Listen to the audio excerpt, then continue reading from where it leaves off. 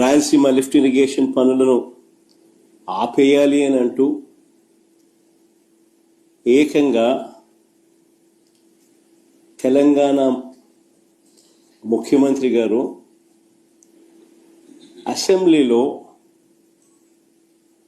Close door మీటింగ్లో తాను అడిగానని, తన మీద గౌరవంతో చంద్రబాబు గారు ప్రాజెక్టును ఆపేశారు అని ఏకంగా తెలంగాణ ముఖ్యమంత్రి తెలంగాణ నిండు అసెంబ్లీ సభలో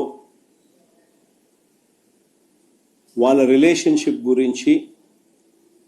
చంద్రబాబు నాయుడు గారు రాష్ట్రాన్ని ఎలా అమ్మకానికి పెట్టారు అన్న వాస్తవాల గురించి ఏకంగా రేవంత్ రెడ్డి గారు అన్న మాటలు నిజంగా ఇది చూసిన తర్వాత ఒకసారిగా రాష్ట్ర ప్రజలకు అందరికీ కూడా, రైతన్నలందరికీ కూడా, మరీ ముఖ్యంగా రాయలసీమ, నెల్లూరు ఈ ప్రాంతాలకు సంబంధించిన రైతులకు నిజంగా చంద్రబాబు నాయుడు అనే వ్యక్తి ఒక విలన్ క్యారెక్టర్ కింద కనిపిస్తుంది.